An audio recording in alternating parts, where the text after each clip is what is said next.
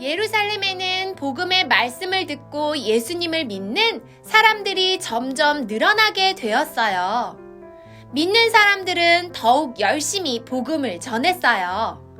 그런데 예수님을 믿는 사람들이 늘어가는 것을 좋아하지 않는 사람들도 있었어요.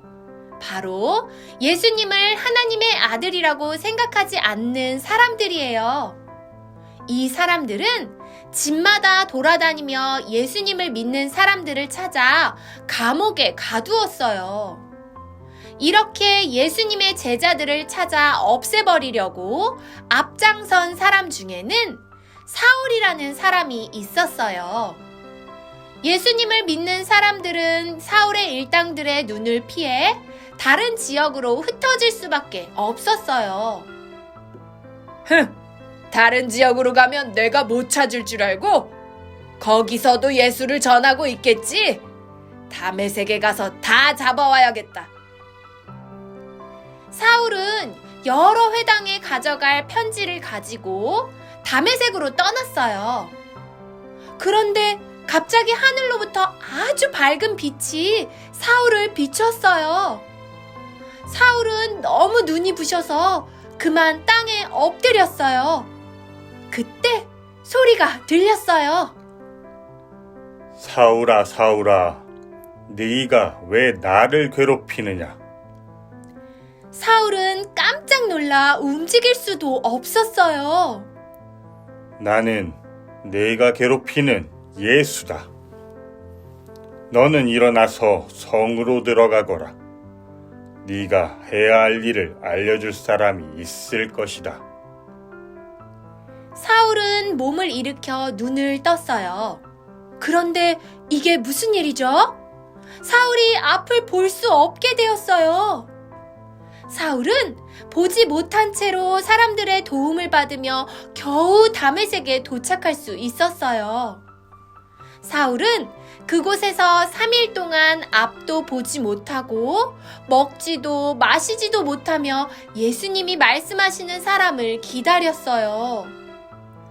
사울이 어려움을 겪고 있는 동안 예수님은 다메섹에 살고 있는 아나니아를 찾아가셨어요. 그리곤 아나니아에게 사울에게 가서 기도해 주라고 말씀하셨어요. 아나니아는 깜짝 놀랐어요. 왜냐면 사울은 그 누구보다 예수님을 믿는 사람들을 괴롭히는 나쁜 사람이었기 때문이에요. 하지만 예수님은 말씀하셨어요. 사울은 이방 사람들과 여러 왕들과 이스라엘 백성 앞에서 나의 이름을 전하도록 선택된 나의 그릇이다. 그는 내 이름을 위해 많은 고난을 받을 사람이다. 아나니아는 예수님의 말씀에 순종해 사울이 있는 곳으로 갔어요. 그리곤 예수님의 말씀을 전하며 기도해 주었어요. 그러자 사울의 눈에서 비늘 같은 것이 떨어져 나가고 다시 볼 수 있게 되었어요. 사울은 곧바로 세례를 받았어요. 이제 사울은 예수님을 믿고 많은 사람들에게 예수님을 전하는 그런 사람으로 새롭게 되었어요. 어떤 사람이든 하나님이 선택한 사람들은 예수님을 믿고 새롭게 되어요. 예수님을 믿고 새롭게 변화를 받은 사람들은 예수님을 전하는 삶을 살아야 해요. 사울도 예전에는 나쁜 죄를 짓는 사람이었지만 예수님을 만나고 예수님을 전하는 사람이 되었어요.